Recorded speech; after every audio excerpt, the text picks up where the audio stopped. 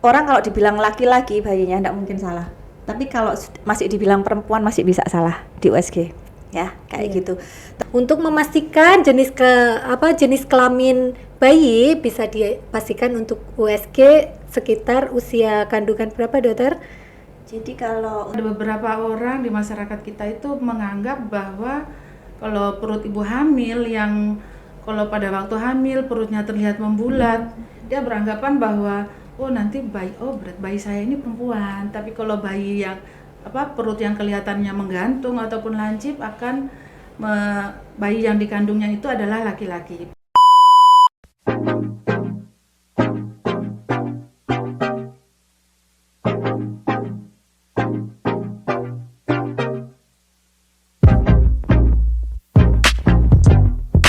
Assalamualaikum warahmatullahi wabarakatuh. Selamat pagi. Kali ini bersama saya Friska Primadania AMD Kep dalam acara Ngobrol asyik dan santai bersama RSUD Mardiwaluyo Kota Blitar. Angka kematian ibu dan bayi adalah dua indikator utama yang lazim digunakan untuk menentukan derajat kesehatan suatu negara. Di Indonesia, angka kematian ibu masih tergolong tinggi. Sedangkan untuk SDGs tahun 2030, target angka kematian ibu adalah 70 jiwa per 100.000 penduduk. Salah satu penyebab kematian tidak langsung pada ibu hamil dan nifas adalah karena masih mempercayai mitos atau isu tentang budaya lokal. Khususnya mitos-mitos yang berdampak pada kontraproduktif dalam perlindungan kesehatan ibu hamil dan nifas. Karena pada bulan Juni ini bertepatan dengan Hari Bidan Indonesia yang akan jatuh pada tanggal 24 Juni tahun 2024, maka podcast kali ini kita akan mengupas tentang mitos dan fakta seputar kehamilan dan masa nifas. Untuk itu, kami hadirkan narasumber yang kredibel dan concern di bidang kesehatan ibu. Beliau adalah Dr. Sitara Triandini SPOG dan juga Ibu Pendriati Mansur STR Kep. Kita sapa terlebih dahulu kedua tamu hebat kita. Selamat pagi Dr. Sita. Selamat pagi Mbak. Alhamdulillah. Bagaimana kabarnya dokter hari ini? Alhamdulillah baik. Nah, Dokter Sita ini merupakan dokter kandungan yang tercantik di RSUD Mardiwaluyo Kota Blitar. Betul nggak, dokter? Iya, karena temennya cowok semua ya.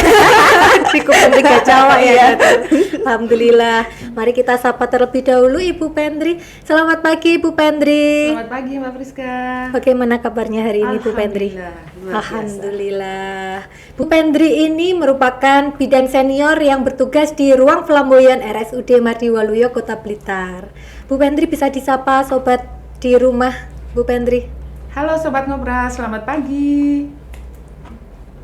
Oke, baik. Dokter, ini tadi sempat kita bercerita sedikit ya dokter tentang mitos-mitos selama kehamilan dan nifas.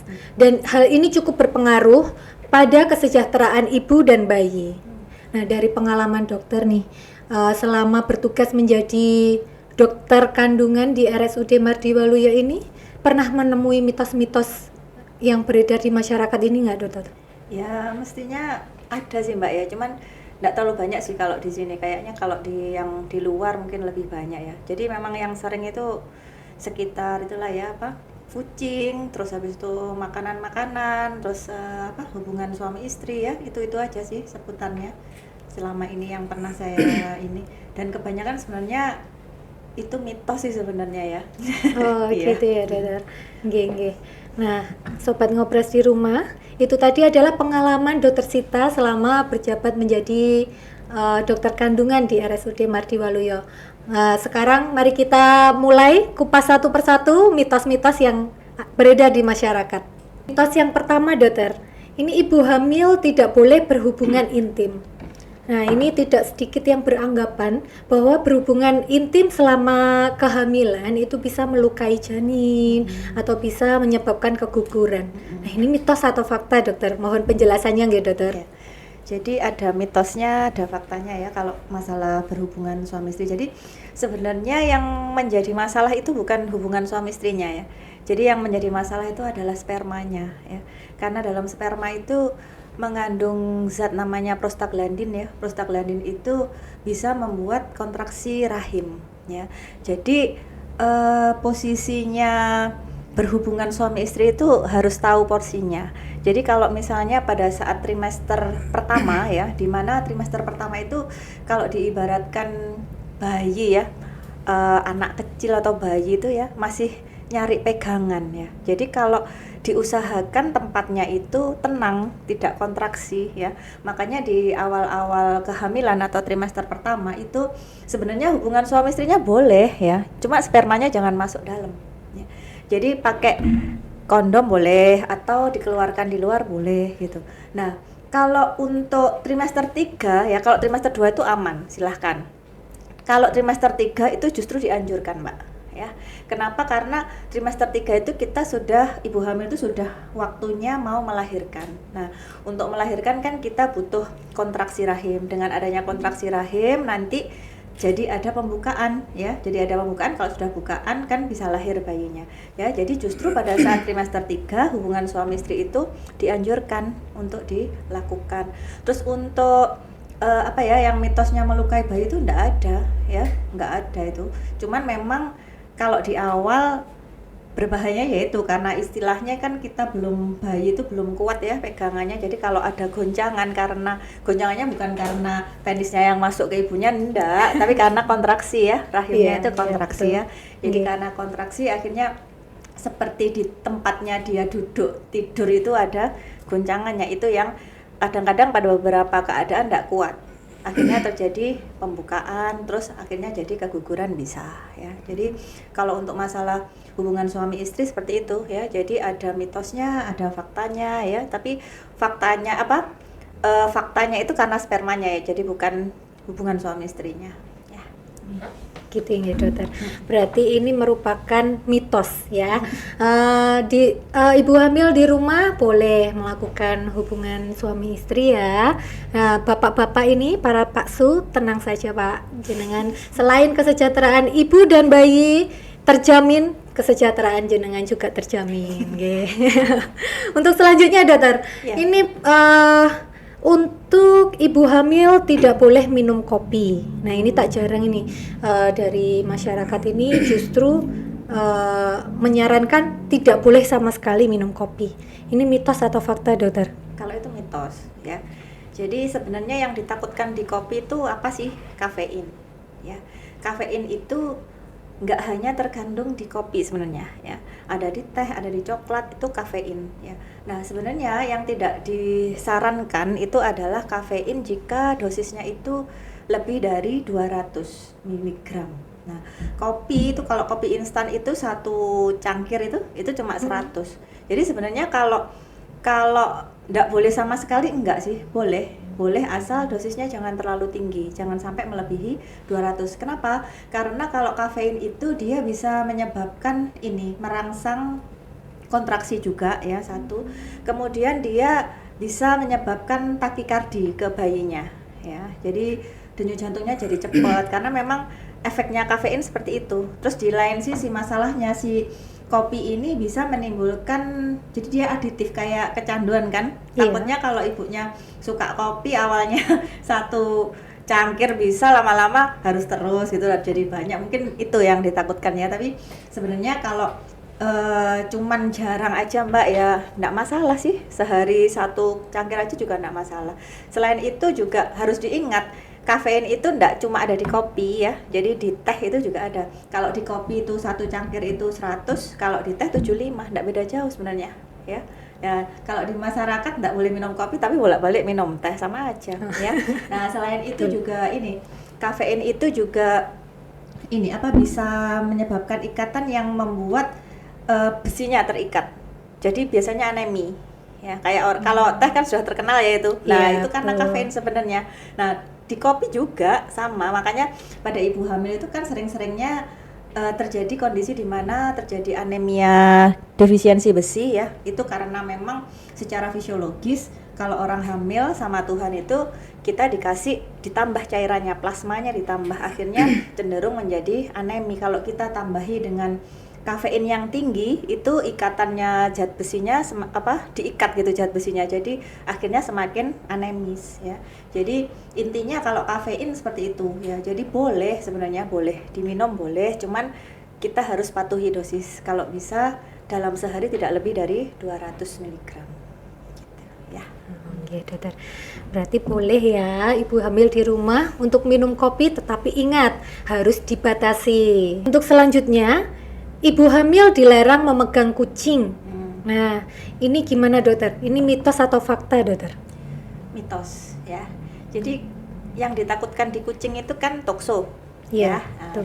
itu kan semua orang kan sudah tahu ya tokso itu, karena kalau terjadi infeksi tokso pada ibu hamil itu di bayinya bisa cacat ya, cacat dari yang ringan sampai yang berat, tergantung pada saat di trimester mana si ibu hamil ini terinfeksi dengan toksonya itu. Jadi semakin muda usia kehamilan di mana si ibu ini terinfeksi tokso, maka biasanya luarannya, jadi bayinya itu semakin berat kecacatannya gitu. Nah, untuk kucing ya, jadi sebenarnya tokso ini ada di mana? Pada hewan-hewan piaraan itu dia ada di tinjanya, di fesesnya ya, di fesesnya. Tapi itu tidak semua loh Mbak ya. Jadi hanya kucing-kucing yang terinfeksi. Ada yang kucing yang baik yang tidak terinfeksi ya. Jadi misalnya yang sering jadi kucing liar kan, kalau kucing rumahan kan biasanya sama pemiliknya divaksin, di ini kan, jadi aman insya Allah ya. Cuman memang kalau berkontak dengan kucing liar harus hati-hati ya. Dan untuk terinfeksi itu pun si ibu hamil itu harus ada kontak dengan yang tinjanya itu tadi ya, tinjanya, terus kemudian terinhalasi, terhirup sama si ibu hamil ini, akhirnya si tokso ini bisa berkembang di dalam tubuhnya ibu seperti itu. Nah, untuk kucing-kucing rumahan ya yang biasanya sudah terawat itu insya Allah infeksi tokso mungkin bisa diminimalisir, dan kalaupun misalnya ada itu bisa disiasati dengan ini ya, mungkin untuk ibu hamilnya jangan membersihkan itu kotorannya kucing, atau kalau misalnya membersihkan ya pakai sarung tangan gitu. Jadi intinya jangan sampai ada kontak dengan si tinjanya si pus ini kucing ya, si kucing ini. Kemudian makanan. Jadi yang menyebabkan toksoplasmanya si di kucing ini apa? Jadi kucingnya sering makan makanan mentah, daging mentah ya. Jadi kalau melihara kucing mending dikasih yang itu ya, sekarang banyak ya, jadi sekarang malah jarang orang melihara kucing yang dikasih ikan asin, dikasih itu jarang ya. Sekarang semuanya sudah pakai makanan yang Whiskas dan teman-temannya itu, soalnya orang sudah males ngasih makanan yang biasa itu ya. Jadi lebih dipilih makanan yang untuk kucingnya itu yang instan itu, yang kering ya, bukan yang dari daging mentah ya, seperti itu. Salah satunya beberapa mungkin seperti itu caranya ya, dihindari kontak langsung dengan tinjanya, kemudian makanannya kucingnya diperhatikan, kemudian kebersihan kucingnya seperti itu bisa. Jadi ndak moro-moro megang terus jadi ini ndak ya, lihat-lihat dulu, lihat-lihat kucingnya. Kemudian selain itu juga toksoplasmosis itu menginfeksi kita, itu ibu hamil itu tidak hanya dari kontak dengan hewan piaraan atau hewan yang mengandung ya, terinfeksi oleh toksoplasmosis, tetapi ibu hamilnya sendiri itu harus juga menghindari makanan itu tadi ya. Jadi sayur mentah atau daging mentah ya. Kenapa? Karena di sayur mentah sama daging mentah itu ada telur toksonya itu ya. Jadi kalau misalnya sangat pengen makan lalapan yang mentah itu dicuci bersih ya, diusahakan cuci bersih, tapi lebih dianjurkan makannya yang matang, sayur yang matang. Daging juga gitu, daging, ikan, apapun itu dianjurkan pada ibu hamil itu makannya yang matang ya. Jadi kalau makan steak itu sementara ya yang well done ya Bu ya, jangan yang masih rare gitu ya, itu kan masih mentah ya gitu ya. Itu kalau misalnya yang terinfeksi itu kalau nggak sengaja ya dokter ya, ini nggak sengaja waktu trimester 3 dia kedatangan kucing liar nih, terus habis itu dia kontak dengan kotoran si kucing ini, itu apakah memungkinkan juga bayinya akan terkontaminasi bisa. tokso? Jadi pokoknya tergantung trimesternya. Jadi kalau misalnya trimester 1 mungkin kelainannya itu yang secara anatomis yang tampak Mbak. Kayak misalnya itu mikrosepal ya. Jadi itu kan anatomis. Nah, kalau misalnya yang semakin panjang trimesternya, jadi misalnya trimester 3 gitu mungkin yang terkena yang lainnya. Jadi dia mungkin pada saat lahir nanti jadi gampang alergi atau ada yang merah-merah itu apa namanya itu. Saya lupa itu yang karena infeksi tokso juga kayak gitu-gitu. Jadi yang mungkin yang kelainan yang tampak secara anatomis itu biasanya terkena infeksinya pada saat awal-awal trimester awal gitu. Ya, jadi kalau semakin tua trimesternya baru terinfeksi itu biasanya kelainannya semakin tidak tampak, tapi nanti ada juga yang manifest itu setelah bayi lahir, jadi begitu umur 1-2 tahun baru kelihatan gitu. Nggih, begitu nggih dokter. Jadi enggak apa-apa ya ibu hamil kalau misalnya mau pegang-pegang kucing asalkan kucingnya bersih dan juga tervaksinasi. Nah, untuk makanan juga diperhatikan supaya tidak terjangkit toksoplasma. Jadi harus makanan-makanan yang matang. Nah, nggih. Untuk Bu Pendri nih selanjutnya Bu Pendri. Bu Pendri pernah enggak menerima pasien yang percaya pada mitos-mitos tentang perut ibu hamil, bentuk perut yang menandakan bahwa itu bayi laki-laki ataupun bayi perempuan? Pernah. Pernah ada pasien itu, bukan hanya pernah ada pasien sih, ada beberapa orang di masyarakat kita itu menganggap bahwa kalau perut ibu hamil yang kalau pada waktu hamil perutnya terlihat membulat, dia beranggapan bahwa oh nanti berat bayi saya ini perempuan. Tapi kalau bayi yang perut yang kelihatannya menggantung ataupun lancip akan bayi yang dikandungnya itu adalah laki-laki. Padahal itu sebenarnya tidak seperti itu. Jenis kelamin bayi bukan tergantung pada bentuk perut, tapi bentuk perut itu bisa dipengaruhi oleh beberapa hal. Kita lihat ada ibu hamil yang melahirkan anak pertama, yang hamil pertama itu perutnya lebih membulat karena otot perutnya kan baru terisi, belum kendor. Tapi kalau ibu hamil yang kedua ataupun kedua dan seterusnya itu terlihat lebih menggantung karena elastisitasnya otot perut sudah kendor. Mungkin juga dipengaruhi ada beberapa lagi selain hamil yang keberapa, bisa juga dipengaruhi oleh usia kehamilan. Semakin tua usia kehamilan kan kepala bayi sudah masuk, jadi kelihatan lebih turun. Jadi orang beranggapan kalau lebih turun berarti laki-laki. Tuh. Terus bisa juga karena hamilnya jumlah janin yang dikandung. Orang hamil kembar kan lebih penuh, kelihatan lebih bulat. Orang beranggapan bahwa oh nanti pasti bayinya perempuan. Padahal bayi kembar kan bisa dua, bisa satu laki, satu perempuan. Kalau misalnya begitu nanti satunya turun, satunya di atas, satunya di bawah seperti itu Mbak Priska. Junjing. Itu bisa juga dengan ini kita melihat dari posturnya ibu hamil. Ibu hamil yang tinggi sama yang ibu hamil yang pendek kan berbeda seperti itu. Jadi bentuk tubuh ibu, bentuk perut ibu waktu hamil itu tidak berpengaruh, tidak menandakan itu jenis kelaminnya apa, seperti itu Mbak Priska. Mungkin posisi bayi juga mempengaruhi Bu Pendri? Oh iya, posisi bayi juga. Kalau misalnya bayinya punggungnya di depan itu terlihat lebih membundar, lebih membulat. Kalau punggungnya di belakang terlihat lebih lancip, tetapi tidak bisa bahwa kalau dia membulat itu perempuan. Kalau dia lancip itu laki-laki, seperti itu. Jadi tidak ada hubungan antara bentuk perut dengan jenis kelamin bayi. Ya, Mbak Priska. Terima kasih Bu Pendri. Nah, itu tadi ya pemirsa. Jadi kalau perut ibu bulat atau lonjong, lancip, jangan kesusu mendikte menjudge. Nah, itu nanti kasihan ibu hamilnya. Oh, ternyata bayiku ternyata bukan seperti yang diharapkan. Misalnya dia ingin laki-laki, sudah dijudge laki-laki, ternyata nanti yang lahir perempuan, kan jadi kecewa. Kasihan, ya kan? Nah, untuk memastikan jenis kelamin bayi bisa dipastikan untuk USG sekitar usia kandungan berapa, Dokter? Jadi kalau untuk jenis kelamin itu sebenarnya kalau saya pribadi ya Mbak ya, kalau saya pribadi sih di atas 20 minggu ya, tapi kadang-kadang itu 18 minggu, 20 minggu itu sudah ada yang menunjukkan ya, jadi sudah kelihatan gitu. Kadang ada yang sampai mau melahirkan aja juga belum kelihatan karena posisi ya, karena dikempit kakinya juga ada gitu. Jadi kalau misalnya bentuk perut itu orangnya sakti Mbak, kalau bisa menerawang gitu. Laki-laki perempuan tuh sakti. Padahal dari USG aja kita lo bisa salah gitu ya. Iya, Nah, iya, kita betul, lewat USG dokter. aja bisa salah. Apalagi kalau orang bisa lihat dari luar, oh sakti gitu ya.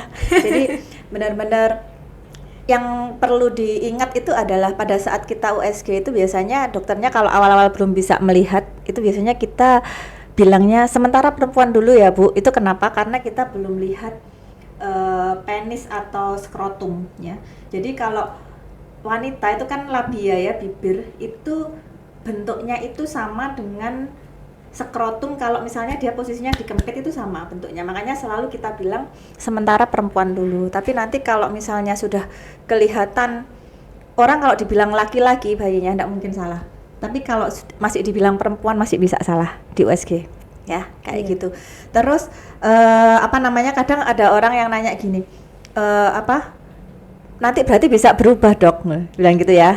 Enggak ya, jadi kelamin itu enggak bisa berubah dari awal. Kalau sudah perempuan ya perempuan, dari awal kalau laki-laki ya laki-laki. Yang dirubah itu adalah matanya yang lihat ya, matanya pemeriksa gitu ya. Itu ya, betul dokter. Untuk selanjutnya Bu Pendri, ini masih berhubungan dengan jenis kelamin bayi. Nah, ini ada mitos yang beredar ini Bu Pendri. Kalau ibu hamil menyukai sayur, biasanya itu bayinya perempuan. Kalau ibu hamil ini menyukai daging, itu bayinya laki-laki. Nah, ini gimana Bu Pendri? Ya, Mbak Priska. Itu memang ini ya, mitos banyak sih yang bilang kalau daging, kita suka makan daging, nanti bayi akan melahirkan bayi laki-laki. Kalau suka makan sayur, nanti akan melahirkan bayi perempuan. Akhirnya kalau seseorang itu ibu hamil pengen anak laki-laki, akhirnya dia makannya lebih banyak daging, nasi sama daging. Sebaliknya juga kalau dia pengen anak perempuan, akhirnya dia cuma makan sayur, nasi dan sayur tanpa makanan lain. Padahal sebenarnya seorang ibu hamil kan dia membutuhkan semua makanan bergizi itu, nutrisi yang seimbang. Bisa dia harus makan daging, dia harus makan sayur, dan dia juga harus makan beberapa jenis makanan lainnya.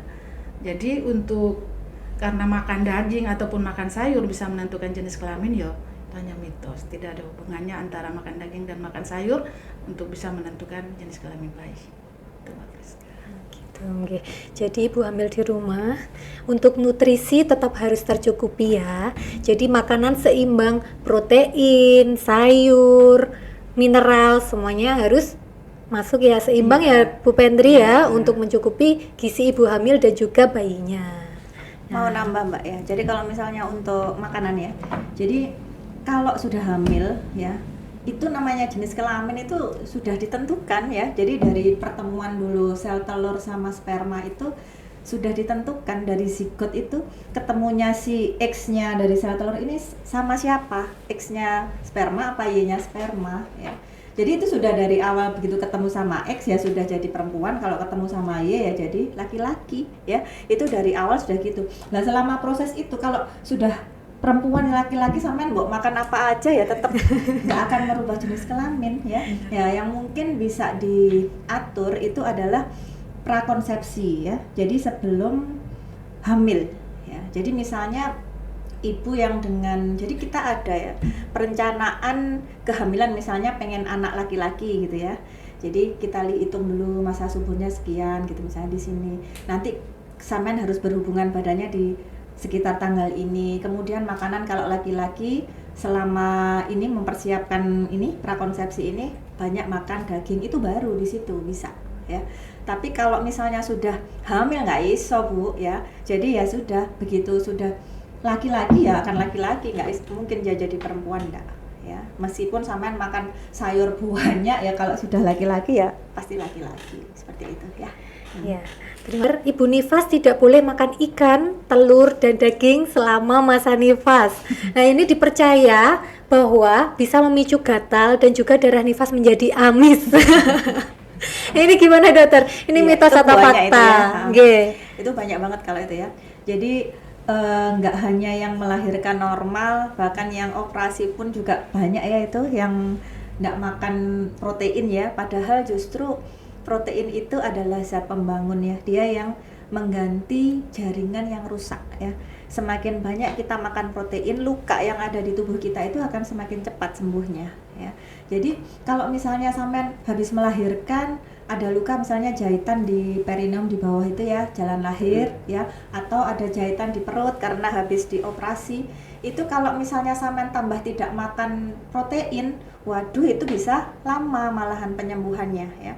Bahkan pada beberapa malah bisa terinfeksi karena lama penyembuhannya ya. Jadi kalau habis suatu tindakan ya, artinya habis melahirkan normal atau habis operasi, itu sangat dianjurkan justru makanannya harus tinggi protein ya.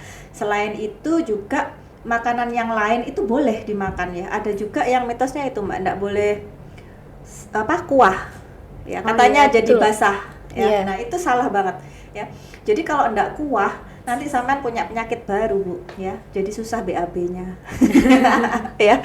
Jadi kalau habis melahirkan itu sudah bebas, sampean mau makan apa aja silahkan ya, dan lebih baik memang yang proteinnya tinggi supaya luka-luka itu cepat pulih, cepat kembali sembuh ya. Jadi luka-luka jaringan segera ganti baru, lukanya segera sembuh, jahitan hilang kering gitu ya. Iya, terima kasih dokter. Ini untuk selanjutnya adalah larangan tidur bagi ibu nifas. Nah, ini biasanya kalau di masyarakat ini dokter, nggak boleh tidur, nanti darah putihnya naik ke mata. Jadi menyebabkan masalah penglihatan ini dokter katanya dokter. Gimana dokter ini penjelasannya dokter? Jadi kalau tidur itu nggak ada hubungannya ya Bu, justru ibu habis melahirkan atau ibu nifas itu harus istirahat cukup kalau menurut saya ya. Kenapa? Karena biasanya ibu nifas untuk memulihkan ini ya, kondisi tubuhnya ibu ya. Jadi biasanya pada awal-awal usia bayi hidup itu ya, dia itu selalu tidur malam, malam-malam bangun itu ya. Jadi selalu di tiap malam itu bayi itu ngajak bangun. Yang untuk seringnya seperti itu ya.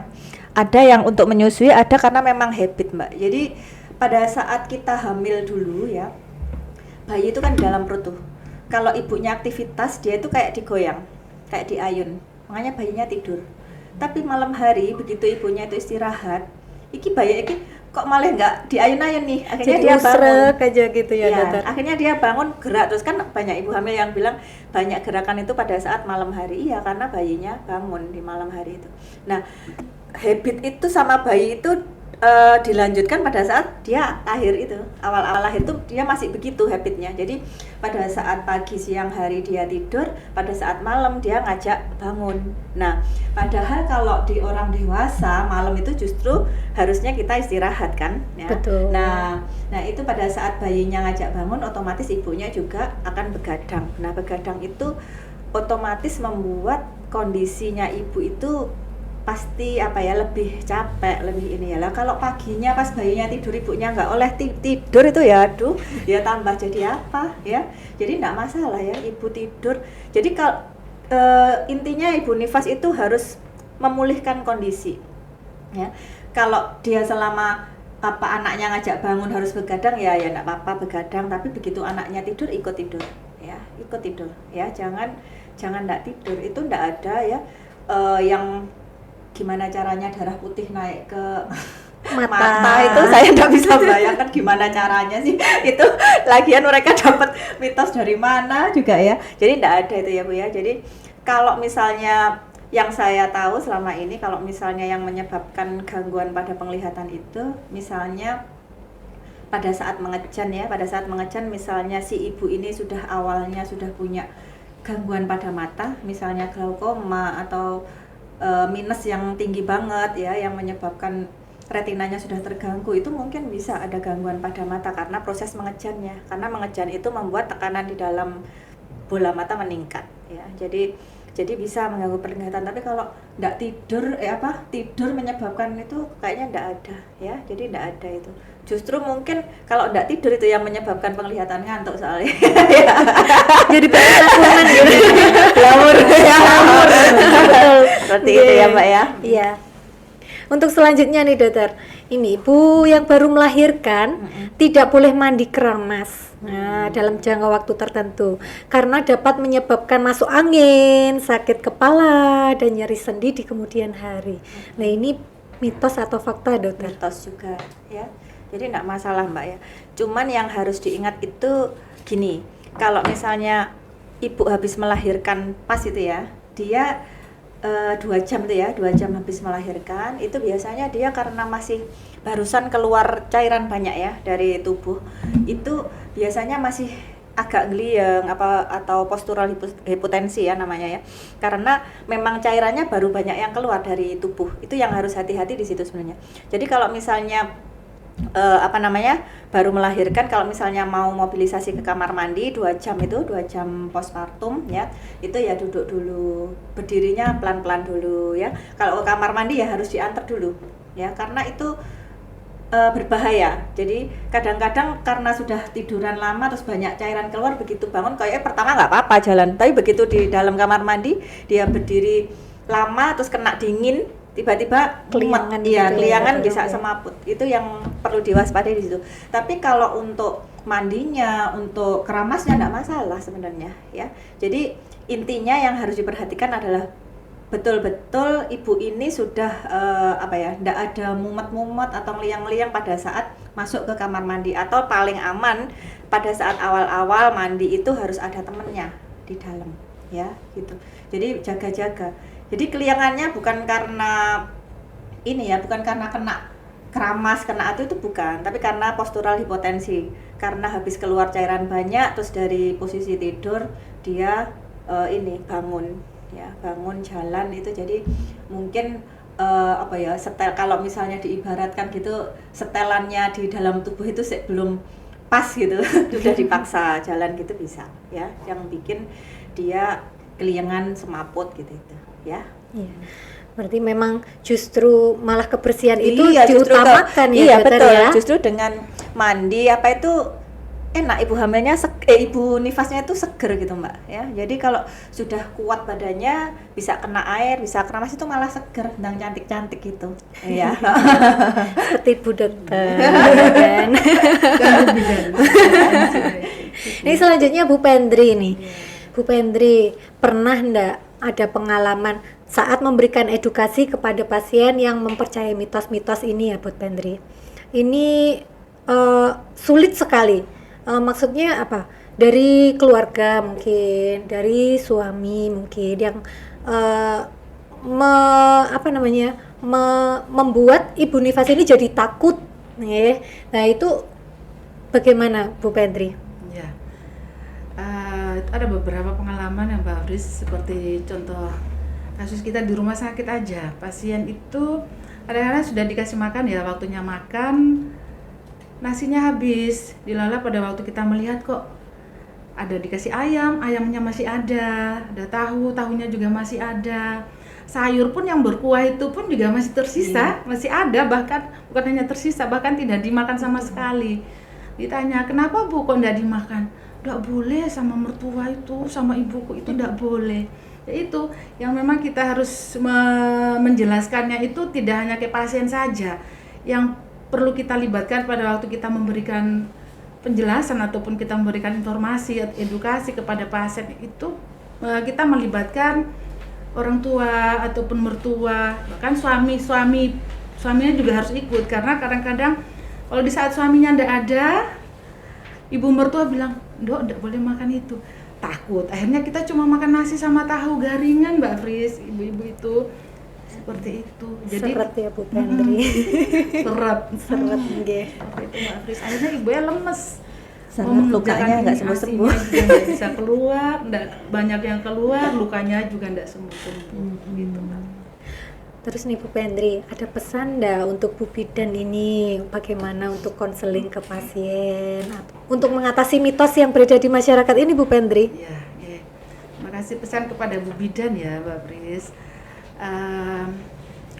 Kita sebagai Bu Bidan harus memberikan edukasi, informasi ataupun penyuluhan yang kita berikan itu harus benar, harus tepat, dan beri informasi yang selengkap-lengkapnya. Kenapa sampai tidak boleh seperti tadi ada mitos bahwa tidak pada waktu nifas tidak boleh makan makanan yang seperti tadi, daging, lauk, makan garingan, tidak boleh makan, harus makan makanan yang bergizi. Itu kenapa? Kita perlu menjelaskan alasannya kenapa harus makan makanan yang bergizi.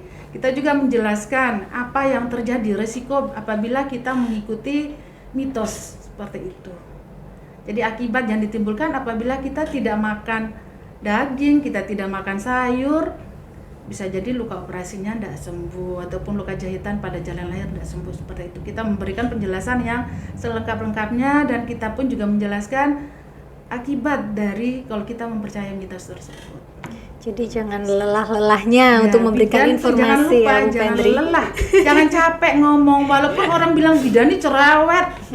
Padahal orang bilang bidan itu cerewet, padahal yang kita dibilang cerewet tidak apa-apa, asalkan cerewet apa yang kita sampaikan informasi itu informasi yang baik, Mbak Friska. Mantap sekali Bu Pendri. Nah ini segmen terakhir Bu Pendri, monggo memberikan closing statement untuk Bu bidan di luar sana Bu Pendri. Selain untuk Bu bidan, untuk masyarakat ya saya tambahkan yang pertama, jika ibu hamil, ibu nifas ataupun masyarakat bingung ataupun ragu dalam mendengar informasi yang tidak jelas, jangan dulu percaya, tanyakan kepada ahlinya. Kita di sini ada petugas kesehatan tuh banyak, ada bidan, ada dokter, ada petugas gizi dan petugas kesehatan lainnya seperti itu.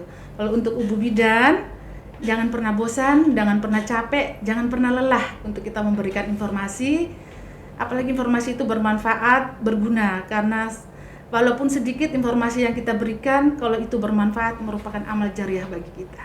Terima kasih. Keren banget Bu Pendri. Untuk Dokter Sita, mungkin ada pesan untuk ibu hamil yang di luar sana ataupun ibu nifas? Ya, jadi untuk ibu-ibu hamil tetap ya Bu, jadi untuk kesehatannya, jadi ibu itu harus sadar ya. Jadi ibu hamil itu adalah suatu kondisi yang luar biasa ya, bukan kondisi yang biasa ya. Jadi hamil itu adalah suatu kondisi yang luar biasa. Jadi kita harus aware ya dengan kesehatan kita sendiri ya. Jadi kalau ada keluhan sedikit jangan menganggap enteng. Kalau ada sesuatu yang tidak dimengerti jangan membuat kesimpulan sendiri ya. Jadi banyak orang-orang di luar sana itu yang sok jadi bidan, sok jadi dokter masalahnya ya. Dan sekarang banyak juga yang nyari-nyari sendiri di Google ya. Itu yang semakin membuat si ibu hamil atau ibu nifas ini kadang-kadang menjadi galau ya. Kalau ibu hamilnya stres, galau, otomatis dia pasti akan mempengaruhi ke kondisi bayinya juga ya. Jadi kalau misalnya ada sesuatu mending ditanyakan ke yang berkompeten ya, minimal ke Bu bidan. Kalau misalnya dari ibu bidannya belum bisa, biasanya sama Bu bidannya akan dianjurkan ke dokter kandungan seperti itu ya Bu ya. Jadi semangat aja dalam menjalani kehamilan. Sebenarnya juga kehamilan ini kan kita itu dianugerahi pahala yang luar biasa sama Tuhan ya dalam selama hamil sampai melahirkan. Jadi ya enjoy aja lah ya. Kalau misalnya ada sesuatu ya jangan dipikir sendiri nanti daripada stres ya. Datang ke Bu bidan, datang ke dokter kalau perlu. Seperti itu aja Mbak. Setuju sekali Bu. Terakhir dari saya ada kutipan yang saya ambil dari Judy Ford, yaitu kehamilan adalah sebuah proses yang membuat wanita berpasrah kepada kekuatan Tuhan yang tidak terlihat di balik semua takdir kehidupan manusia. Dan di antaranya rasa takut dan cemas mendekati persalinan, dukungan serta doa dari suami adalah sumber kekuatan. Kekuatan untuk tetap berjuang demi makhluk kecil yang akan memanggil dengan sebutan ayah dan ibu. Saya Friska pamit undur diri dan mengucapkan selamat Hari Bidan Indonesia. Di tanganmulah kami titipkan generasi penerus untuk bangsa ini. Assalamualaikum warahmatullahi wabarakatuh.